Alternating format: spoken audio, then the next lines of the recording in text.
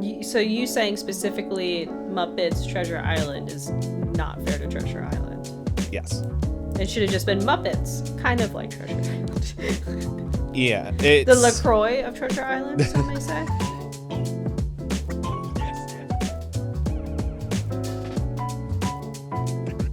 Hey everyone, welcome to another episode of Pointless Discourse with myself, Hoppocalypse, and Itisdpayne. That's what it means to be professional pirate. Did you warn people that this week was also going to be a singing episode for you? No. But now they know. If they know Muppets, they should expect it. I do think I should say to them, say right at the get-go, what I told you after watching this, like, for the first time. I don't remember when the last time I watched Muppets Treasure Island. And then after what I told you, I thought about it more, and I'm like, I remembered why I originally chose the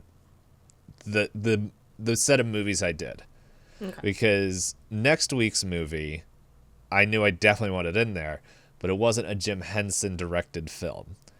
And so I chose two that were by him and two by Jim, two by Brian.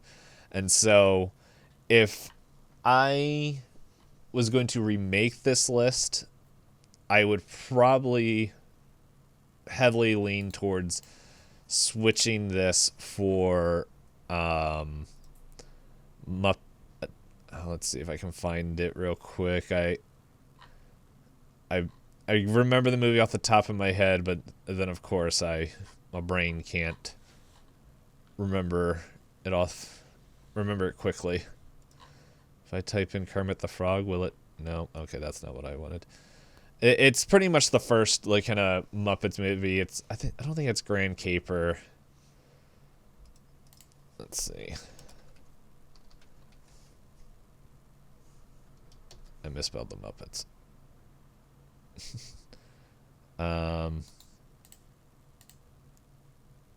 Muppets Take Manhattan is fun, but it's not the one that I'm thinking of. Let's see. If I click Jim Henson, I will find it in 2 seconds. If everyone can probably tell, I wasn't ready. Yeah, you had a bunch of other opinions ready to go. Yes. This is annoying. Where is? Oh, I went too far. Let's see. There's Dark Crystal, Fraggle Rock, Labyrinth. I'm trying to find. I know he has a Muppet movie that I can't find. That's the other question. Was it Frank Oz who? But I thought I saw that he directed this. That's what I get for The Great Muppet Caper. I think Oz was a producer on Treasure Island. Yeah. I do remember his name popping up at one point. Yeah. Okay, so I know I wish there was like a list of the Muppet movies so that way I could look. Actually, I just realized what I could do. Look up a list of the Muppet movies. Yes, I'm like going through like, okay, is there a link to the Muppets? There we go. On Wikipedia, filmography, list of Muppets productions. This would have been a lot easier. The Muppet movie. Oh, he didn't direct that. But he did direct The Great Muppet Caper, which is also a good movie. Okay. Yeah. And then... But yeah, I will say, there is a lot of... The thing with Muppets Treasure Island is that I feel like a lot of the actual Muppets in this movie... the way they interact with the story and the world make a lot more sense if you know the personality of the Muppets, which it's pretty easy to pick them up. Yeah, I was telling Strider that while watching this, I had the realization that I don't know that much about the Muppets and I don't know that much about Treasure Island. And a lot of the movie assumes you know both. Yes. And that's fine, because, again, kids' movie, so... Even though it assumes you know both, it also assumes you know nothing at all. Because the way that everything is told is through the lens of like, you know, this is on the family television and you just walked into the middle of it. Do you really need to know what's happening? Yeah. You just got to make sure that it's okay. They're not being like terribly awful in front of your kids while you're watching it. And then there's just other stuff and I was like, well, that joke flew over my head when I was a kid. So after having rewatched this as an adult, is this your least favorite Muppets movie? Because you did say you would have replaced it. I will say, before I read the book, I still enjoyed it. For people who don't, I don't think I said this. I was curious about certain parts, and when we get to Spoiler Town, I will bring them up. About Muppets Treasure Island, where I was like, is this an adaptation for it being for a kids movie compared to like the actual book? Is there certain things that like are replaced in there? That were replaced, but then pretty much like, okay, what was in the book compared to what was in the movie? And I think I still enjoy Muppets Treasure Island. It's a lot of the nostalgia factor. Like today, I still was like singing "Oola Waka, Oola Waka, do papa," and I was like singing the songs in my head and everything. It's just still very fun for you. It's a fun movie. Would I watch it again? That's an answer that's a question I will answer later. But spoilers for pre-spoilers. Yeah. But no, I just like the Muppets. What's really fun is that after this, there's a line that they throw out in the beginning of this, and I feel like there had to be talks about Gonzo, because like it's like they're like, yeah, Jim's a boy, Rizzo's a rat, and you, I don't know, whatever. He's a whatever. And at that point in the lore of the Muppets, they didn't create, I guess, the backstory for Gonzo. And the next movie after this one is explaining where Gonzo comes from. The one we'll be watching next? Or No, not the one the like next canonical movie. They decide what Gonzo is. Yeah. And that one's fun. That one has a lot of like jokes, but it wasn't part of any of our directors. But it's like there's still jokes that I know me and my brothers will say to each other. So Fozzie Bear, he's the he's the there's a man who lives in my finger. His name's Mr. Bimbo. He has a line in the movie where pretty much they're trying to break into this government I'm blanking on the name of it, but this outpost or base or compound, that's what the word, compound, and they have this like thing that makes them invisible, and they're all walking through there, and like Fozzie's like, I gotta use the bathroom, and they're like, oh yeah, go do that. And so he goes to the bathroom and comes back out, and you just see his hands floating there, and they're like, Fozzie, did you wash your hands? It's like, yes. It's like, you washed off the invisible spray and we don't have more. And he's like, why'd you do that? He's like, because Mama always said to wash your hands after going to the bathroom. And it's just like, he's making this whole big deal where they're like literally breaking into a government facility. And he's like, nope, good hygiene.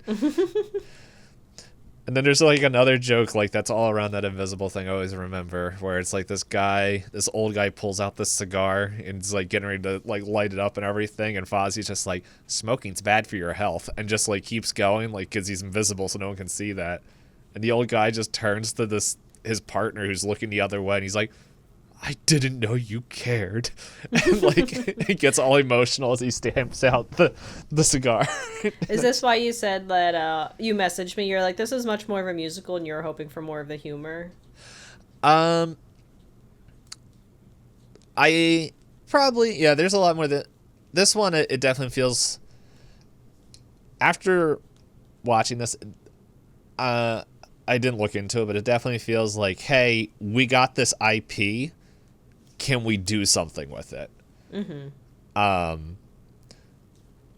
Which is probably from the success of what we're watching next week. Okay. Because what we're watching next week, if people are looking at their calendars, they know. It's a good guess as to what we're watching. Yeah, yes. Pretty easy. The Cell. You and your Twizzler suits. They are delicious. Anyway,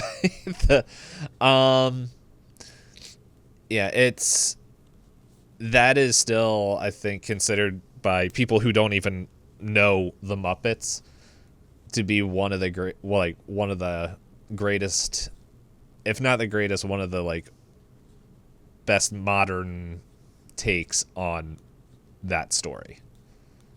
So, and there's stuff in there that I'm just gonna save for next week because we're not talking about that. Yeah, I will say the only adaptation I've seen of the next story is the they make a joke about it in this movie about a talking mouse. Yep. we watched that.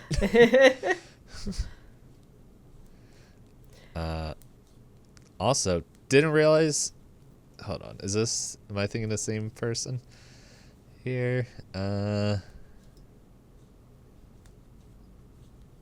Yeah, I didn't realize that Hans Zimmer did the soundtrack to this. Yeah, I saw that in the credits. Like, not these credits, but I was clicking through IMDb and I was like, that's a familiar name. Yep. Any poops. Yeah. Shall we jump into it? Because I feel like I talked all around the Muppets, and I feel like there will be more Muppet talk as we go forward. I think naturally that'll be the case. But yeah, so I'm ready to roll some dice. Oh, so, I'm not. I gotta get my die out. If this is the first time you've stumbled upon the series, we, throughout the year of 2025, have been watching all different sorts of directors. This is our ultimate director, as Dpayne has been saying last month, it was our penultimate. This is the penultimate episode for the ultimate director. There it is. But yeah, so in case you hadn't guessed from all the talk about the Muppets and the Henson brothers, this month was the Henson movies. Or just didn't read the title. Hey, who knows if you have things on autoplay. But thank you. So yeah, since we've watched the 12 different directors, we've been rolling a 12-sided dice to see who gets to give a short summary of the movie. Then we'll ask each other a couple questions before warning you about Spoiler Town. And I would say this movie is not one you have to worry about being spoiled for if it comes to... There's not continuity issues. Yeah. Oh, you're definitely not getting a chance to speak. Unless you tied. I rolled a 10. You rolled a 20?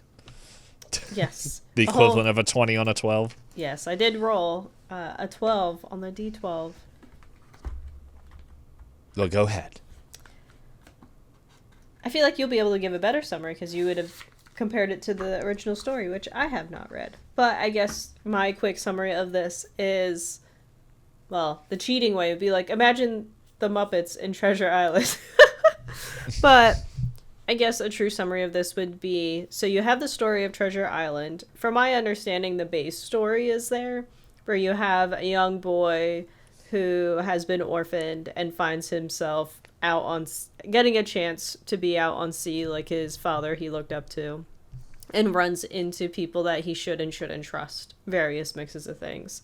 And then the other half of this movie is, how many jokes and songs can we fit in as possible?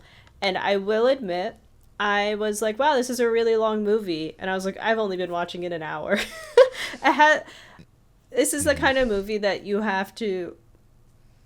Here, let me take a pause. So I have a lot of friends with kids right now. And they talk about, like... they talk about not showing their kids things that are overstimulating. And this movie was overstimulating for me, I will say. There are a lot of cuts and a lot of changes and a lot of characters and a lot of noises. Mm-hmm. And once I at least they did it in the very beginning so I could set it up for myself, like the expectations throughout the rest of the movie. But I think compared to like watching Labyrinth and then hopping to this, I was like, oh, there's so much happening. Mm-hmm. Yeah. It is a different director. For people who don't know, because we said this in other weeks, I wanted an excuse to watch what we're watching next week. You know, I'm just gonna say it. Like, I'm just gonna spoil it. It's probably not a big surprise. It's getting close to when we would tell them anyway. Yeah, we're watching Muppets Christmas Carol next week, and who's gonna tell me? Because that is a movie that I remember watching a lot, especially on the Christmas season, with my family and everything. And I'm just like, hey, if we're gonna do Jim Henson, let's do that. And I didn't realize that Muppets Christmas Carol came out after Jim passed away.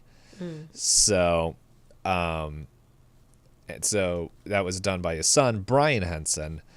And so we pretty much did the first two movies by Jim Henson, Dark Crystal and Labyrinth. And then we moved into Muppets Treasure Island and Muppets Christmas Carol, who were directed by his son. So it is not the same director. But we kept it within the family. The other thing from the beginning of this episode that also reminded me is that Jim Henson he has a lot of TV credits. He doesn't have a lot of movie credits. So I don't know if he had enough movies to do everything. I know Brian Henson doesn't. I shouldn't say I know. I was just going off of Muppets. I don't know if he directed other things, but I think he's kind of like one of the main people of the Henson Company. But anyway, as we move forward, if this was the only movie you watch of this director, which technically, even though at this point we would say you've seen more, it is true, unless you've been secretly watching Brian Henson directed films. I don't think I have. I know I've watched a newer Muppet Christmas movie within like the last 5 to 7 years. It's definitely not Brian Henson directed though. I have opinions on the new Muppets that I'm like, I don't know. There's just like, I don't know why they did what they did. But anyway.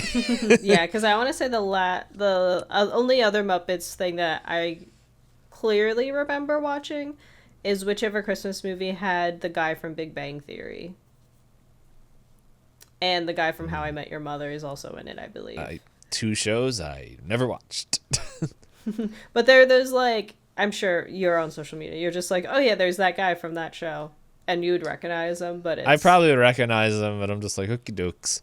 I know that YouTube Shorts was showing me young Sheldon clips, I think it was, or his older brother, and I'm like, I don't know what's happening. I just want more of the little video game bips and boops. I don't care about this sitcom, even though I'm getting so much content for it. Yeah. Yeah, and because I watched it, I did that. But would you watch any more of this director? Honestly, no. What? How about you? Assuming Treasure Island. You said you did as growing up. You did watch this and enjoy it, so. Yes. If this was my first time watching it and didn't have any other Muppets lore, pretty sure I would be the same. Yeah, like I said, I understand this has the assumptions that you know a lot about either IP or both IP, and that's fine. So, I will say that I think Christmas Carol does the movie, like book to movie transition better. Okay. But I don't want to I don't want to hype up Christmas Carol and have you be like, that was the worst, like, hour and a half of my life. How dare you? I know The Cell is still your favorite movie after we watched it. It's okay. Yeah. It's what I'm going to watch every You can't episode. even think of a holiday. I'm gonna watch it every week for next week, just for that one. Watch what the person watched. Watch what the co-host watched the previous week. Oh, so then I'm forced to. Yes. Anyway, where are we? The second question. How much did you root for the characters? Did you root for any character? I mean, I guess the boy. Which one? There's multiple the boys. What's his name? Jim Hawkins. Hawkins. I was like, yeah, I was gonna say a name. I was like, no, I think that's the name of the actor from Big Bang Theory. I think his name's Jim Parsons. So I was like, that's not it. But yeah, I guess I rooted for that kid because he was being fed table scraps. So, doesn't deserve that. And was gaslit a lot of the movie. As far as the Muppets characters, I don't think I necessarily rooted for any of them. Because either they were the antagonists or they were really bad at their job. Or just there for comedic relief. Yeah, like the whole rat cruise line, I was like, okay. Yeah. There's like that whole rat cruise line went over my head when I watched this as a child. And then watching it again, I'm like, how'd that get past? They're literally on stairs. Well, spoilers. They're on the stairs and all 2 steps away from having a pina colada and going off to have a marital night. And I'm just like, okay. Yeah. While Jim Hawkins is like, I might die tonight. And the rats are like, what? Well, they're doing that and it's just like, that Jim is the North Star, the Polaris. I'm like, okay. That's one thing I had never understood about any, not specifically that scene, but it's just when movies are like, look here, young person, see that star right there? That's the North Star. And then it's tons of stars. I was like, how do you know? That would be me. I'm just like, oh, okay. Whatever which one? You say. I'm like, I don't know which one is there. But how about you? Did you Tim root for Curry? Anybody? I mean, I love him as an actor. Did I root for Long John Silver? No. From the get-go, he's... No, I just rooted for Tim Curry, not he's okay, in the movie. No, every time Tim Curry laughed, I laughed. Because you have to laugh when Tim Curry laughs. And when I showed Strider the clips of Tim Curry's moments, he's like, he has such an infectious laugh. You have to laugh. I was like, exactly. Did he do Broadway? I mean, one of his big things he did was a Rocky Horror Picture Show. I never watched it. I heard of it. Yeah, I haven't watched it myself. I can see, because Tim Curry is a talented singer as well. Mm-hmm. Rest in peace. Oh, I didn't realize he passed. I think I heard that, but I forgot. Oh, wait, no. It still says years active, and it says present. For some reason. Oh, never mind. Maybe rest in peace is acting, because I do believe he's might be disabled now. I do know I saw pictures of him in a wheelchair. Well, he's quite old. Yeah, he is older. 79. Oh, he can run for president. It does say he did Broadway adaptations of the Rocky Horror Picture Show. He did go to Broadway. Yeah, I was wondering because it's just he has that theatrical singing voice. Yeah, it says he's also been in something called Amadeus. He's in something Amadeus called is such a good movie. He's been in Art of Success, My Favorite Year, Spam-A-Lot. So yeah, he's done quite a bit of Broadway. He's in Over the Garden Wall. I always forget he's in Over the Garden Walls. He's Auntie. Auntie Whispers. Yes, I love that character. I heard her talk and I went, Tim Curry. For any audio listeners, Dpayne did. Nope, that's only for the video listeners. Oh, secrets. Yeah, you have to come to around the 24-minute mark. But yeah, so you root for Tim Curry as an actor. Yeah. You just wanted more screen time of Tim Curry. Yeah, he should have played everybody. You know what? Yes. All the humans. He could have voiced all the puppets too. I'd be fine with that. Yeah. Maybe you wouldn't. Not me. Let's see. What grade would you give the plot? D. Yeah. It technically moved forward. There was a bare bones plot. Yes. How about yourself? That's a long pause. So, if I didn't do my homework or extra credit work of reading the book because I was curious about things, I'd probably give it a C. But I don't even know. I don't even know if D is appropriate. Like, yes, Wow. It moves ahead. Maybe I should have read the book too. I'll get into it in Spoiler Town because it is spoilers for people who I won't go into a ton of spoilers for it in case you want to like read it after this. It's not a long, like it's free on YouTube, the audiobook. So if you wanted to check it out yourself, I think the audiobook is fun. It's definitely one of those. I think if I didn't read a bunch of other classical works this year, I would have a tough time getting through it. But it's definitely like the language and the structure of the story. Yeah, the more the structure. Like there's nothing that's like, oh my goodness, that's I don't mean by like offensive language. Yeah. I know like it's reading... language and stuff like that. It's not like too bad, but it's just like I guess a good way to put it is like the cadence of how they told stories at that time compared to how stories are told now is definitely different. Yeah, I know I've heard people suggest like for people that are like, I want to enjoy classics, but I find it really hard to read. They do suggest for people to kind of go back and read something like 20 years older than it is now to kind of find the bridge between like the differences in storytelling, or even like 50 just dive gaps. in. Just do what I do. Just be like, I'm gonna read this, and just do it. But yeah, let's just say I have a hard time saying this is Treasure Island after reading Treasure Island. It is simply a Muppets movie. It is a Muppets movie that is inspired by the works. But I don't think it is a good adaptation if that was their goal of the story.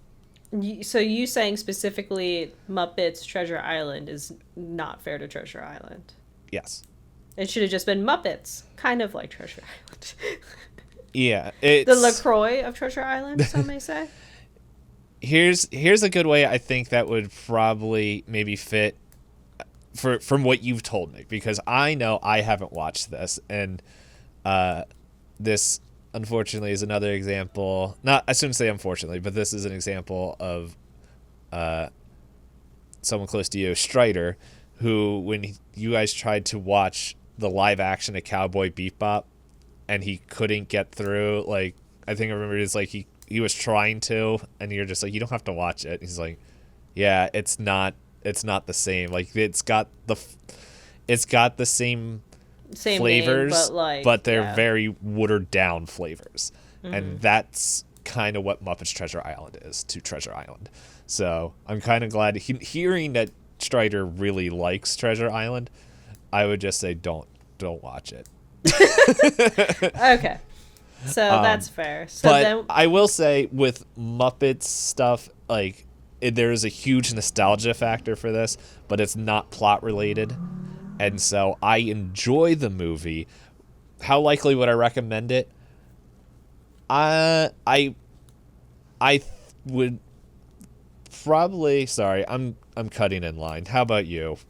Would you recommend? I wouldn't recommend this to anyone. I didn't think so. I think if I was going to recommend it to kids, make sure they're not in like shoot for like at least kindergarten to like, I don't know, like 6 to 10. You don't want a toddler asking people for rum? I don't want a child like I seen Coco Melon and other stuff and how that like fries children's brains. Muppets is not something that should be frying the brain. At least not yet. So, but no. Would I watch this movie again? Yeah. Will I watch it again? Most likely, yes. With the niece or something. Who says with the niece? I'll probably just end up watching it because I like the Muppets. But yes, it just sounded like you have other. Yeah, it sounded like you have other Muppet movies you would watch over this one, though. Oh yeah, but it's like I'm not saying like after this and after reading the book, I'm never going to touch this film again.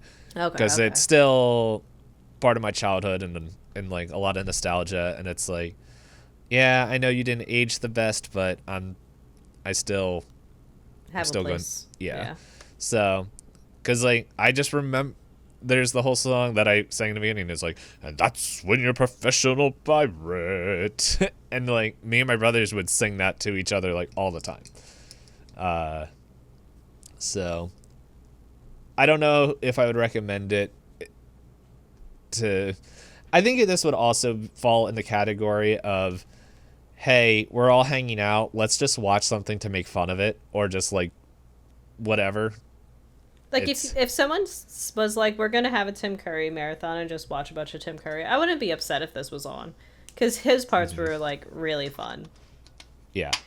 And then I'd probably stop watching after the 2 Tim Curry parts that I think are just really fun.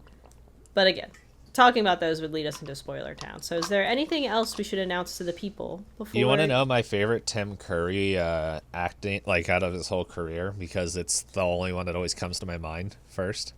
I'm going to take a wild guess. Go ahead. And say, is it him as the creature from Fern Gully? No,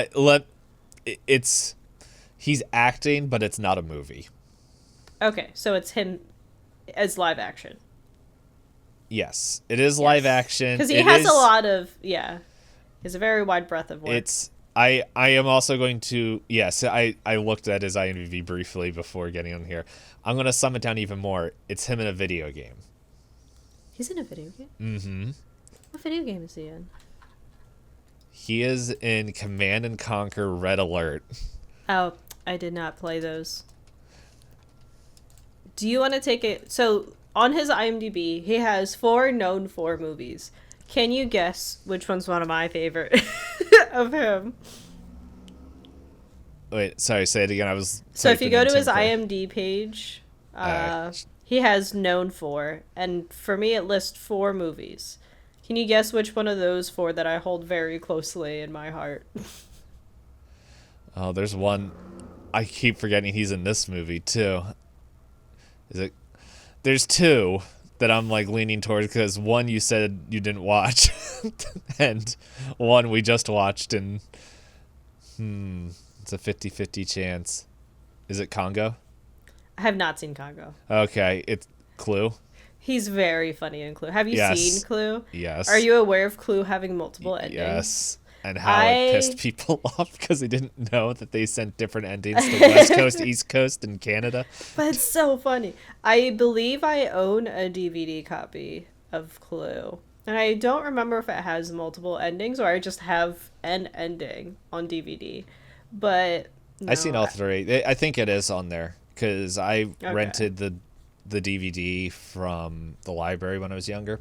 Mm-hmm. And before I knew of the different endings, and it's just like, oh, the movie could end, and like it cuts, like the movie could have ended like this. Okay, I think that's what I remember, yeah. And then it's like, or it could have been like this. But maybe, and and so it shows all 3. Yeah, but I really love the Clue movie. Yes. I'm like, okay, Congo, I don't know anything about Congo, but it looks like it has animals. You keep doing the thing where you go, I know the answer, but I'm going to pick the wrong one anyway. Like when I asked you well, it's like when I asked you about my favorite side character in Labyrinth, and you're like, I think I know the answer, but I'm going to pick the other guy. I was like, why would I pick the other guy? No, with that one, it was like, I feel like it would have gone either way. Because it's like, I know that I guess there's a redemption arc for one of them, and the other one's just a big fuzzy guy. Yeah. Big fuzz. But yeah, any other announcements for the people? We have some unique episodes coming up. So we have the Christmas Carol. Then after that, it's kind of our wrapping up the year episodes. So we have like the award show. And I think we're kicking off the new year with books. Books, yes. And then we'll get into our next series, to which we've been offering up to you guys as listeners, where you guys can submit prompts for us that we will spin on a wheel for movies that we will each go off and watch and come back to discuss. Which I am looking forward to that. It's I know you're just trying to make sure you can watch The Cell for all 52 or 51. I don't know if I can legitimately do that. As funny as it is, like, for example, where this movie prompts. Let's see. I'm gonna roll D20, and I'm just going to say just one of them. Alright, I rolled a 2. That was a very pitiful roll. And then let's see. This is going to determine your list or my list. Odds will be my list. Okay, it was yours. Adapted from a video game, which I can't do for The Cell. You mean you're going to learn how to make a quick game on the Flash browser? Be like, look, it's The Cell. Look at it.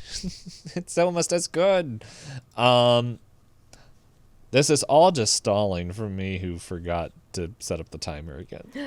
But you're the conductor for Spoiler Town. I know. Is that the train being late? No. But yes, so we'll be doing more of that. But yes, we have Christmas Carol, Muppets Christmas Carol next week. And then the award show. We have like a week to figure out a fun title for the awards that we're going to be handing out if we want to. The pointies. Then we'll be doing one of my favorite episodes that we always do is book recap, shout out, highlight John Jamsky. But oh my goodness, was that in real life or in here? Is that the train? Oh my gosh. It's time to go in 3, 2, 1. Doot, doot. Welcome to Spoiler Town. Leave now if you don't want to be spoiled. I guess mainly on Treasure Island. Oh, I guess it's just me now. I didn't read the book. Oh no. So do you want to kick off comparing like the plot against the book and the differences? Because I figure if we start with this, then in the end we can talk about silly little scenes So the big difference is that they swap a lot of characters. And so there's characters that are important in the movie that are completely different in the book. There's a whole section of the movie that isn't even in the book. Like, it's essentially the whole last act with when they meet Miss Piggy and all that. Like, I figured, because I said to Strider, I was like, I don't know if I love this depiction of like Native Islanders, and so I was like, I'm trying to remember. And he was like, I think there are Native Islanders, but I don't remember it being a whole like. So there is loosely native, like, it's not native because there's a man in the book that is, whoop, I dropped my phone, that he was marooned on the island, and he's been there for 3 years. So, but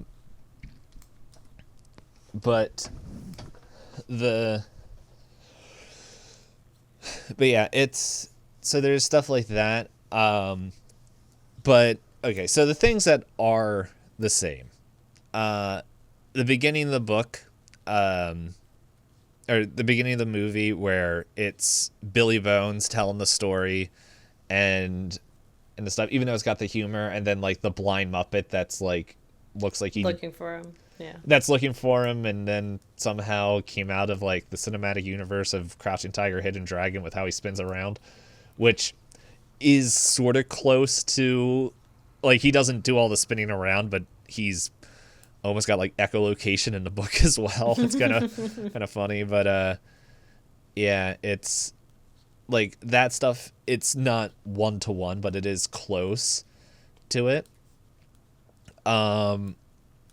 But the end result. So right from the get-go, there's Jim Hawkins in Muppet Treasure Island. He's like, yeah, my dad was a sailor, and that's what I'm going to be. I want to go sail the open seas.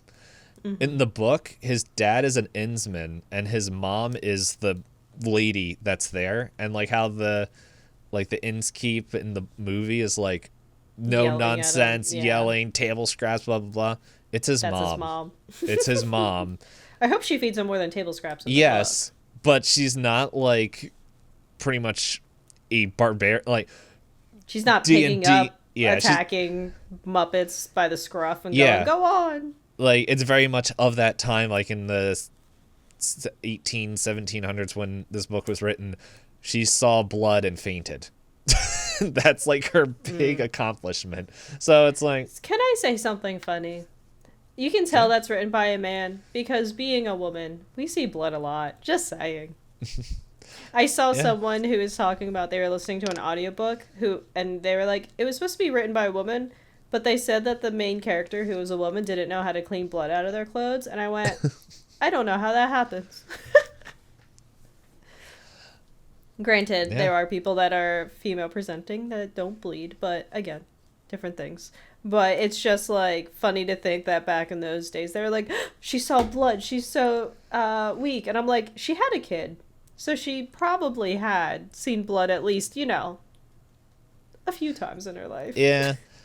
I tongue-in-cheek say she saw blood and fainted. It's like the pretty side much of violence or whatever. It was very much like pirates came in, like attacked, and just like as they were running away, kind of like how in the movie Jim, Gonzo, and Rizzo are running away, but in the book it's Jim and his mom, and it's like the whole thing of like her husband just died like maybe less than a month ago.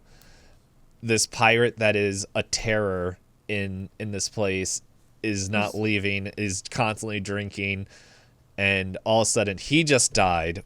She is trying to get the money, and then all these pirates are attacking and destroying like her only form of income. It's like looking for this map. Yeah, it's like, and so it's like everything all built up, but it's just like I think it's like the final thing is like someone dies or something, or she sees like violence and it's just like, oh great heavens. But yeah, so there's that, and then essentially like in the Muppets movie they just kind of fast forward to get on the ship, which in the book it does as well.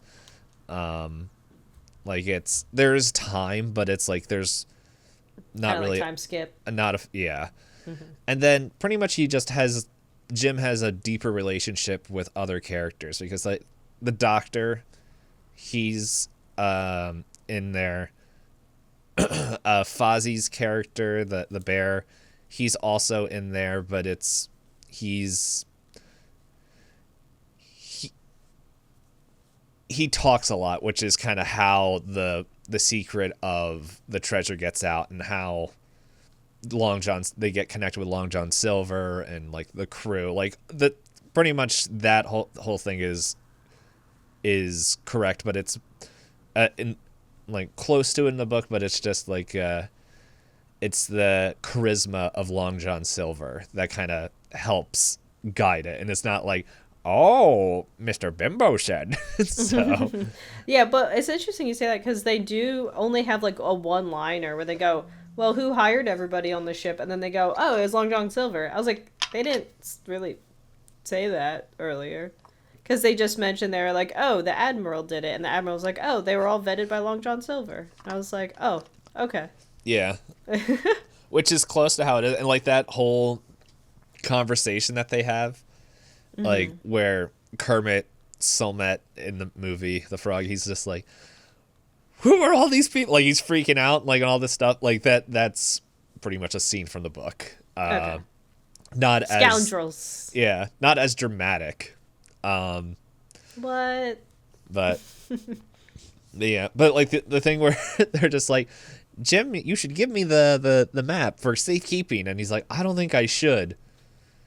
In the book, he's like, I know one of you dummies have the map. I don't even want to know who has it. Just like, if no one knows who has it and no one speaks of it, no one can give anything away. That's how they just deal with it. Gotcha. So yeah, there's stuff like that. So yeah, there's a couple changes.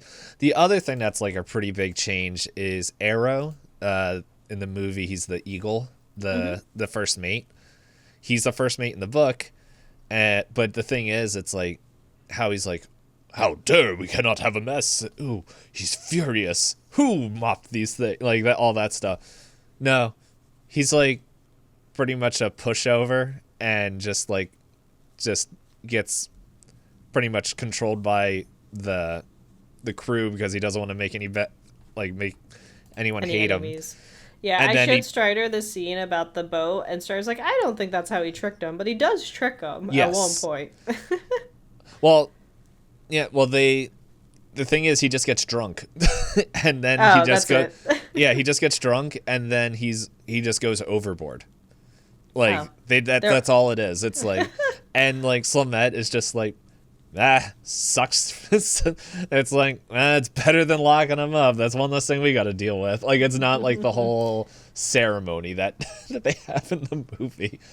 But yeah, and then pretty much the biggest thing, and like I don't want to go scene for scene because it's like, hey, if people want to read the book, and like that's like maybe like that's all like I think within the first third of the book. There's a lot more of the island. There's a lot more back and forth between the pirates and them. But it's I still think the book is worth reading. I think it's a enjoyable book even from how old it is, and it's like there's like a couple things like I just don't know much about certain things, like because they're like Jim's a boy, and it's like, okay, well back then a boy was like 21 or younger. Well, yeah. It's like how like is he a teenager or like how old is this kid? And so like that was one thing I was just wondering about. But yeah, overall it was just like I'm like, man, there's characters that aren't even in there. There's characters that are in there, but they're like completely different. And it's like I think as the Muppet, like it's I think in this one because they wanted to make sure that because it's a Muppet movie and they're like, we got to show off our Muppets, which I'm all for. Mm-hmm. But Jim Hawkins has like he does a lot of things that help grow him as a character, not just as a character, but like I guess for lack of a better term, into manhood and to like maturity, yeah, that we don't see in this movie. Because it's very much like Jim still feels the same as he does in the beginning of the movie, except this time they're like, hey, where do we want to go on the boat, Jim? And he's like, wherever the wind will take us. And it's like a very Disney end of a movie. Yeah. But it's funny that I know you, I don't know if it was on recording, what Strider was saying, like how Treasure Planet, I was like, and I told that to a guy at work, I was like, Treasure Planet, I feel is like a much closer adaptation to Treasure Island. And it's in space, so it's cool. He's got his hoverboard-ish thing, right? Yeah. Mm-hmm. I've never actually seen Treasure Planet either. Yeah, it's fun. Like, it's it came in that era of like Disney movies that were like hand-drawn that people, I think it was Disney who did it, that just I believe it was, yeah. That people just weren't paying attention to because it's like I think that's when Pixar was starting to pop off, and everyone's like, oh, 3D animation's the way to go. I also think it's in that phase of like animation movies where people were like becoming slightly experimental with it. So then you got a bunch of stuff that were misses and some things that were hits. So it was hard to like sort through all of them. Yeah. But yeah, no, I understand what you mean that like reading the source material, you're like, they shouldn't have titled it Treasure Island. They should have just been like Muppet Pirates, Muppets on Sea or something like that.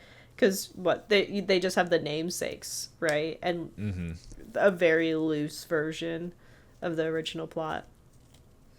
Yeah. Oh, go ahead. Oh, I was gonna say, but I just wanted to say, like, rather than being fully negative on it, because it is easy to do. Because, like I said, I wasn't a big fan of this movie. I found it overstimulating, and that's me as an adult who I was literally just sitting there knitting, and I was like, oh, noise. There's a lot of noise happening. There's a lot of changing scenes. I know you have songs that you like. Do you have a particular like one-liner or joke or something that you really like from it? I love the pirate song. I also like pretty much Jim Carrey as just being Tim Curry. Yeah, Tim Curry and just playing the role of Long John Silver.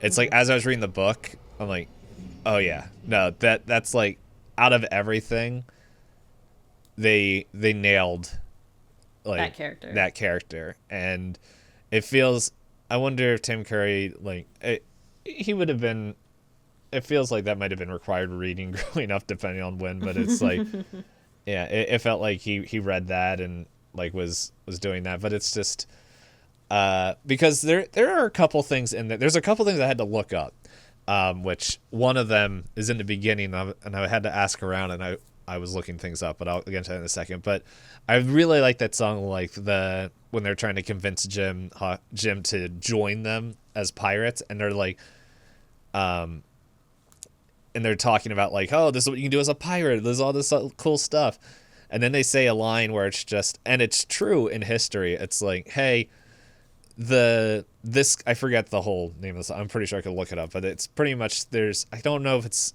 a line or it's part of the song, but they're pretty much like, hey, Buccaneers, we're looked down upon, but depending on what government you're talking to, we're either heroes or we're villains. And it's like, yeah, according to if you look at history, yeah.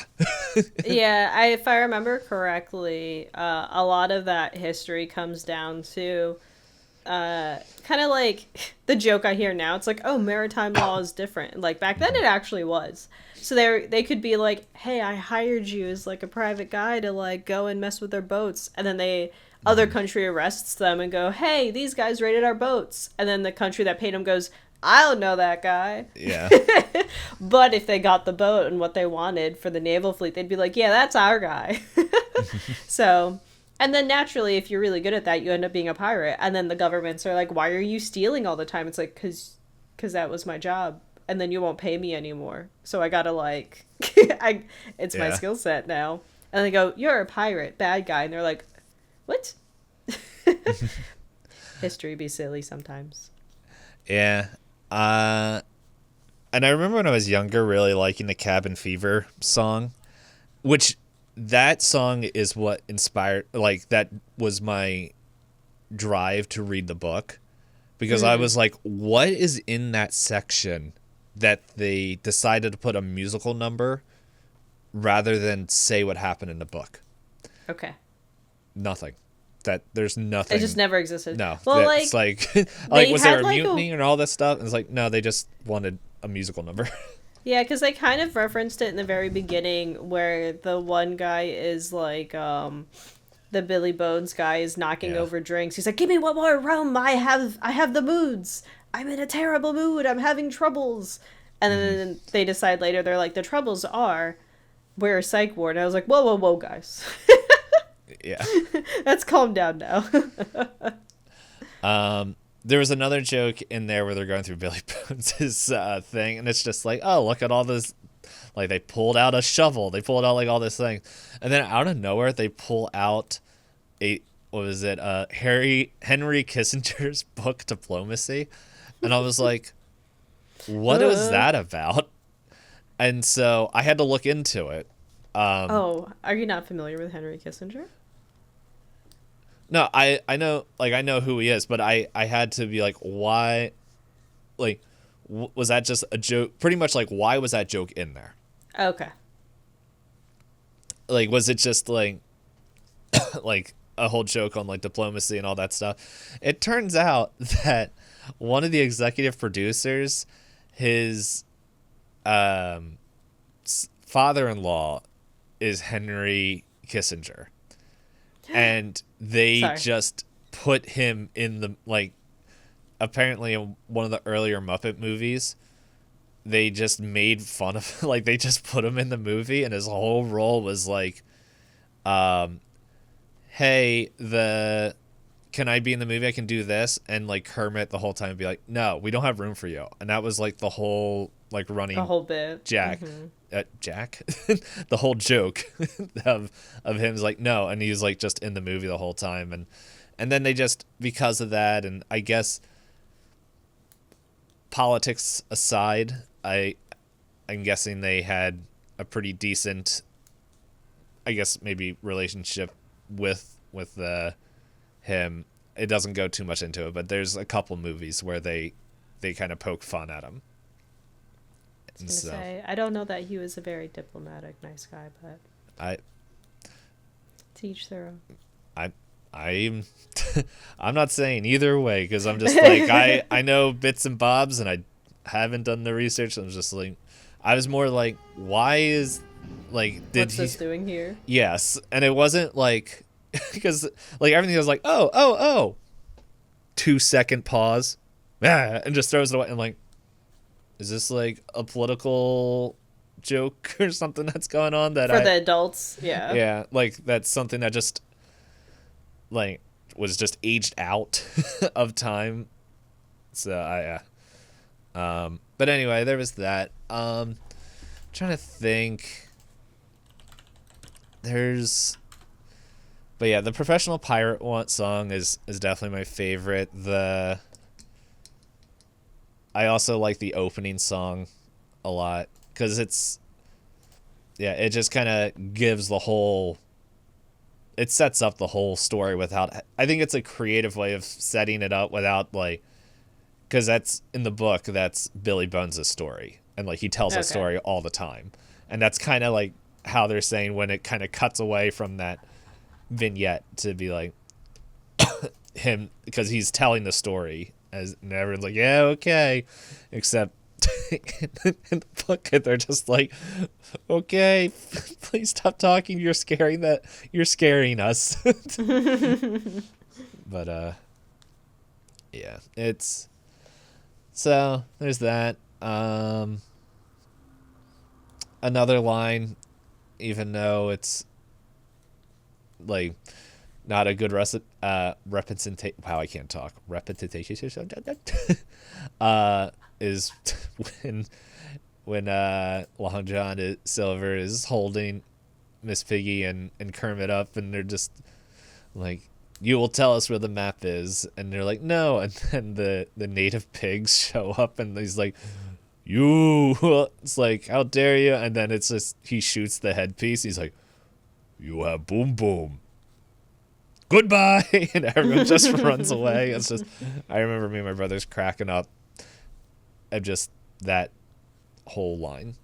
Doesn't explain why they're there, or Miss Piggy, because it's just, well, Kermit and Miss Piggy must have a on again, off again relationship, right? yeah. Well, they're always, yeah. No, that's going into Modern Muppets. I'm not going to go into that. At least in this movie, they kept doing the whole like, you got cold feet, blah blah blah. Yeah. Argue. Mm-hmm. But yeah, how about you? Was there any songs like that were, I guess, not nails that you found enjoyable? Song-wise, I think it was overall fine. Nothing that like stands out to me. I think they were all like fun enough. But you mentioned the Billy Bones bit earlier. I did think it was funny when Rizzo was like, let me rephrase. I think it's been fun watching it in terms of just letting it be what it is, and then they do the fourth wall breaks. Yes. So like Rizzo in the very beginning goes like, oh, Billy Bones is Dead, isn't this a kid's movie? Yeah. And then I think there's a part later where someone references like the script and then looks directly at the camera. Mm-hmm. Yeah, I know what you're talking about. I can't remember the scene. Yeah, it's. I guess the nice thing about this is like you watching this movie, you kind of like now. Okay, you have names, you have Personalities. a little bit of personalities, stuff that. Oh, excuse me. Will make so when we watch Christmas Carol, like when those characters show up, it's like, oh, okay, here's this. So. Oh, another Yeah. bit that I did think was funny is when they gaslight the main characters and they're like, "Oh, you have a talking lobster? I thought people had talking parrots." They're like, "Pirates and parrots? You've lost your mind. Yeah. Those have never existed ever in time, not even once." Mm-hmm. And I kind of did mention the part about them tricking Arrow. I did like that part a lot, where Tim Curry's just like, I remember when I was on a lifeboat and it was sinking, and he's like, sinking? He's like, not to say that we're unprepared. It's like, he's just, couldn't have that. and he's like, I'm gonna check the boats. He's like, yes, yes. Would you like me to hold on to anything? Would hate for it to go overboard. He's like, why, yes. Have my hat. And he's like, nothing else? Not even your keys? He's like, My good keys. idea. That would be most. I can see the word in my head, but my brain and mouth is like no pronouncing. That'd be most disastrous. So. But yeah, but again, that's just like all the Tim Curry scenes were pretty good. Yeah. The only weak one, in my opinion, is the like you said, the North Star, because it feels very random. Because we don't have, again, it's fine. It's a Muppets movie. There's a lot of side characters. There's not a lot of time to establish relationships with the way this one's set up. But they're like, several times, Long John Silver's like, I've taken a liking to you, Jim. You remind me of myself. I was like, when? When have you had a chance? I have not seen once on screen you two talk other than your introduction. Yeah. So, it's. Yeah, it's funny. Oh, I do have a question for you. Mm-hmm. Are the Muppets religious? Like VeggieTales religious? No, not to my knowledge. Why did they make such an important part about using the Bible to send death threats to people? That's actually in the book. Oh. Yeah. So Is Treasure Island religious? So it was more of the time that it was written. I think of just like that scene. It's a little bit different, but it's it's closer to the source material than like where handing the black spot to Long John. But it was, yeah, I think at that point, like, because it would have been Catholic from England, and from, if I'm remembering the timelines and all that stuff.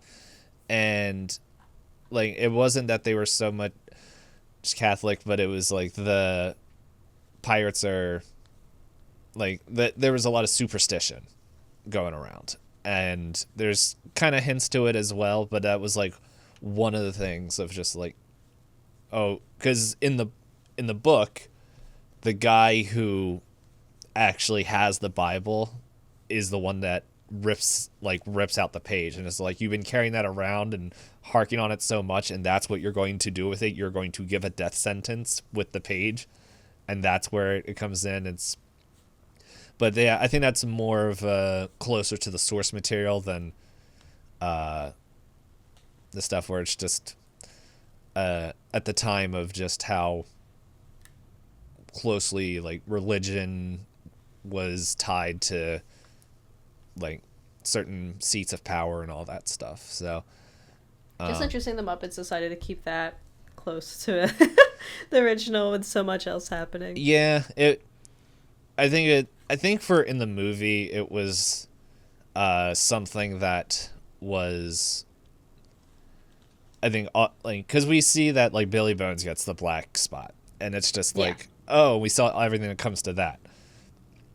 And with this, it was like, because it's almost this gag character, the stupid goat is the one that gives it to him, and it was just like one of those things where it's like, okay, we need to almost up it where it's just like it's not fully a joke and it's just like, hey, what are you guys doing? Like, and yeah, like kind of, yeah, I think it was just like the whole, it was just kind of like building up the, like, how dare you guys cross like these lines to sentence a man to death.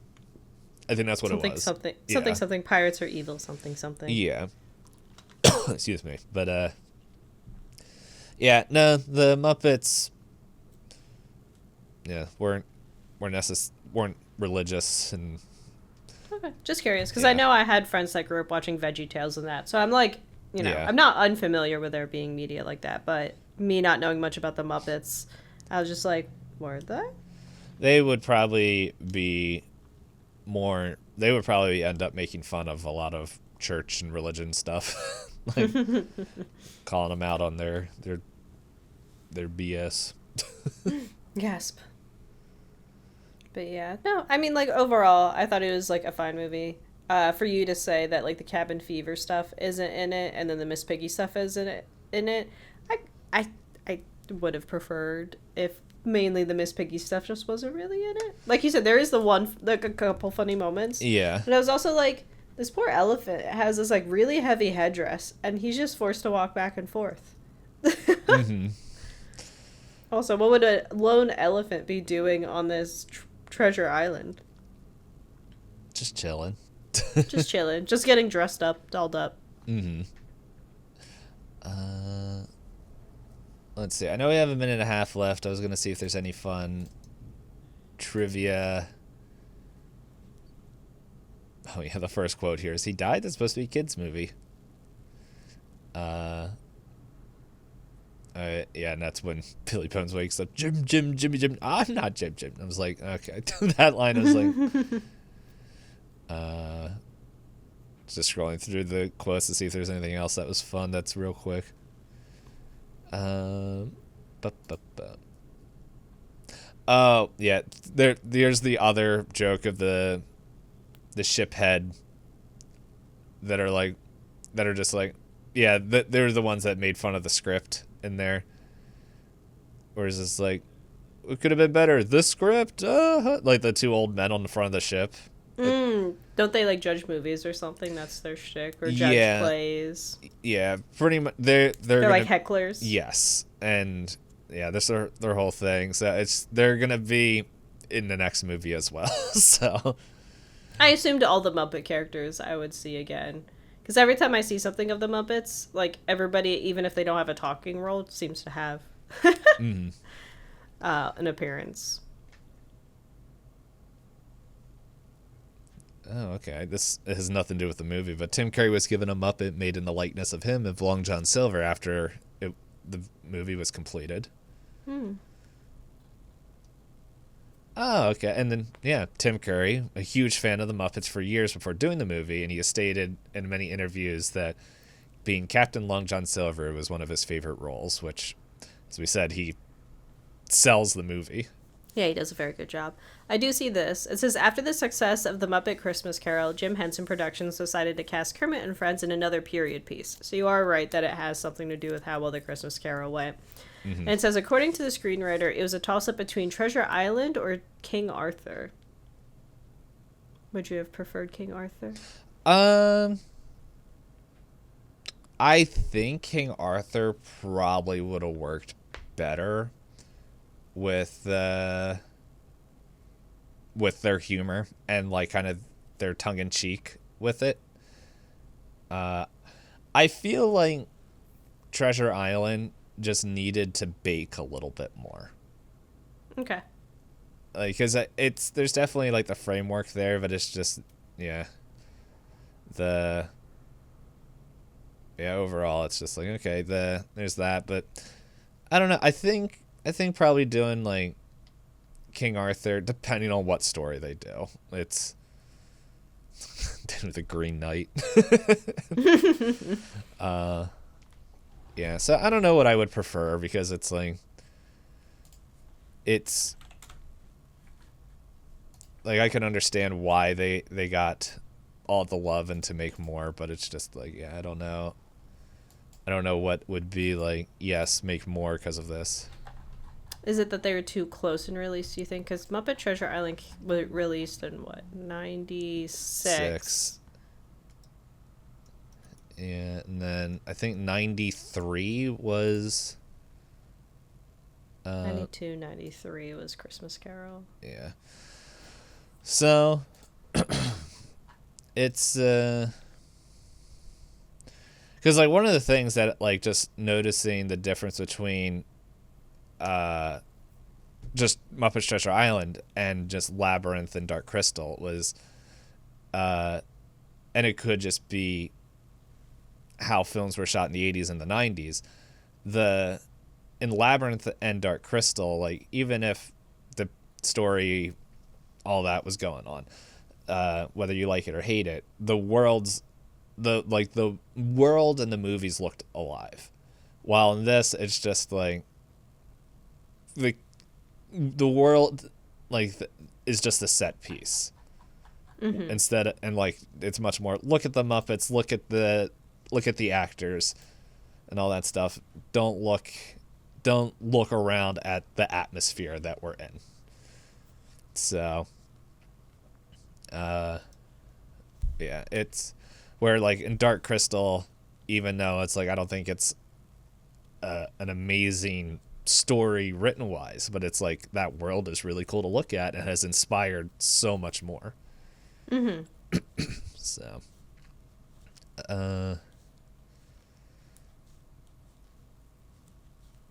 Yeah, I didn't see too much other trivia that caught my eye. Yeah. I'm just like, yeah, this is one of those things, just looking through there and not really seeing any. Oh, okay. So Sir Billy Connolly, who's the guy who played Billy Bones, took great pride in being the first person to die in a Muppets movie. What a thing to put down on your resume.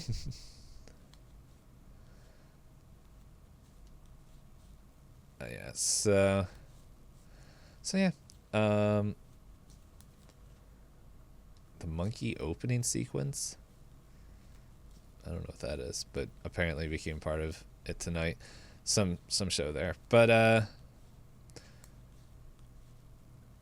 wait a second, what movie is this? So this is apparently Tim Curry's second time being a pirate. Exciting. Where he voiced a TV series called Peter Pan and the Pirates, and I think he played Captain Hook. It's also got to be probably a really fun role. Mm-hmm. This one I can... Where are you on Discord? I can see why this didn't... Just looking at the art, I'm like, I can see why I never heard of this. Featuring a wee problem treasure hunt and Wendy the crocodile. Are they like characters? Or? I don't know. I just saw it in the trivia. Oh, Wendy and the crocodile, not Wendy the crocodile. Hey, but if you like Peter Pan and the Pirates, you will also like, according to IMDb, Sister Act by Whoopi Goldberg. Or the Japanese Peter Pan animated series that's closer. That looks exactly the same, just a Japanese art style instead of American. There's apparent. So anyway, I don't have anything else to say about this. It's a pretty straightforward movie, not in any like good or bad way. It just, I would definitely say that based on what you said from the book, it's a Muppets movie first. Yes. It's... I would suggest, like... I would say, hey, definitely... If you're trying to get into Muppets, I don't think Treasure Island is the best one to start off with. I think next week, Christmas Carol is a good Muppet movie to start off with, but it's also not Muppet lore, per se. But going back, if you want to know Muppet stuff, going back to The Muppet Movie or The Great Muppet Caper, Muppets Take Manhattan, which are all movies that came out before this, which give you more. It gives you a little bit better understanding besides the TV show of why they were able to do this. So, Okay. Besides, the Muppet movie has the famous Kermit song in it of being green. Yeah, that I used to know off the top of my head. Rainbow Connection. That's what the song is called. Mm-hmm. Which I think was also an alert that I had on Twitch as well. I can't remember. Very Muppets. Yep. Jim Henson, his work inspired a lot of random stuff. Probably makes sense of why my brain is wired the way it is. But anyway, that is all that we have for now. Unless you had anything else you wanted to share? No, nothing off the top of my head. Just, again, next week is our final episode of watching 12 Directors for 2025, Muppets Christmas Carol. Then after that, we'll have our silly little award show. If you have ideas for names we can do for giving out awards, we have some sillier categories, not necessarily like #1 movie of all time, but while we do have overall favorite film from this series, we also have like the underdog, what we love a sequel for, etc. So if there are other categories you think that could be fun for us, that's always fun.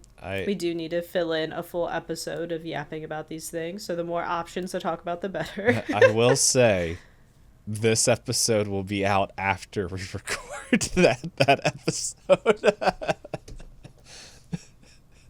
This is true. So we'll take your suggestions.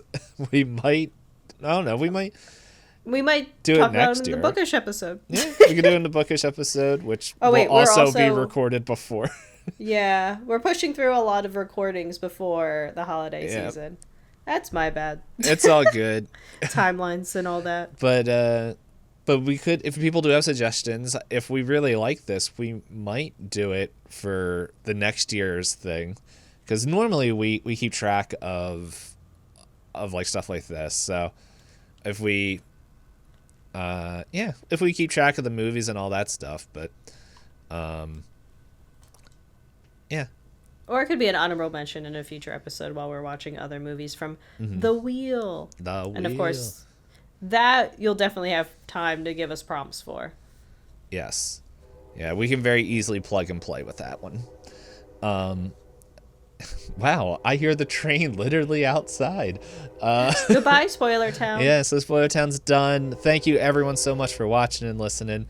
And join us for... Choo-choo. Yep, no, the train is just blasting all over my audio files. But yes, join us for the ultimate episode for the ultimate director, which makes it sound like this is not my final form. But anyway, the last part of our 12-month directorial. The music's playing. Bye!